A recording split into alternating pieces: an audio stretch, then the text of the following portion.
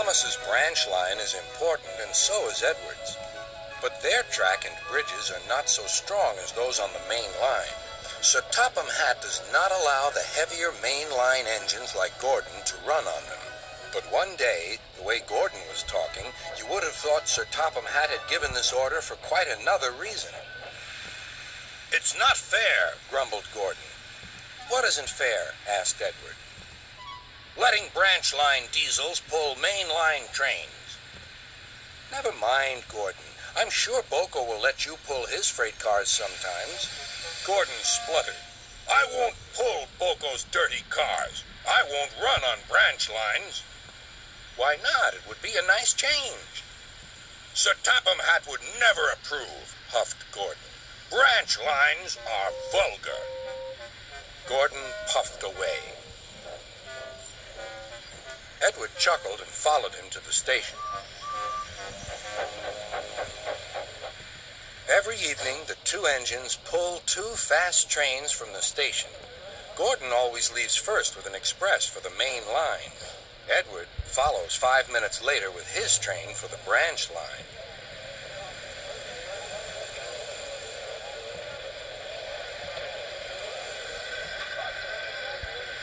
Usually, everything runs like clockwork, but tonight there was trouble.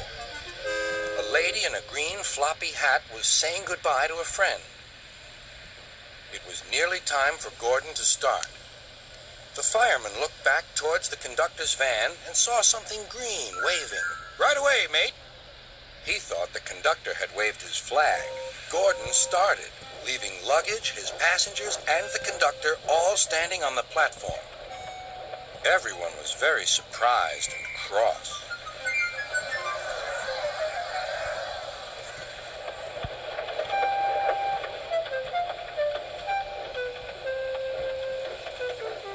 To make matters worse, by the time Gordon had been stopped and brought back, Edward was already late with his train. So now he set off first. But the signalman at the junction wasn't told about the change. By mistake, he sent Edward along the main line. Gordon was sent along the branch and arrived cold and cross on one of the sidings near the harbor.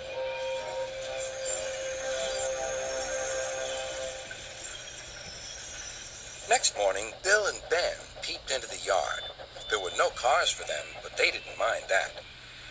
Teasing Gordon would be much better fun. "What's that?" asked Bill. "Shh," whispered Ben. "It's Gordon." "It looks like Gordon, but it can't be. Gordon never comes on the branch lines. He thinks them vulgar." Gordon pretended he hadn't heard them. "If it isn't Gordon," said Ben, "it's just a pile of old iron, which we'd better take to the scrapyard." "No, Bill, this lot's useless for scrap. We'll take it to the harbor and dump it in the sea." Gordon was alarmed. "I am Gordon. Stop! Stop!" When Boko suddenly arrived, Gordon thought him the most beautiful sight he had ever seen. "Boko, my dear engine, save me!"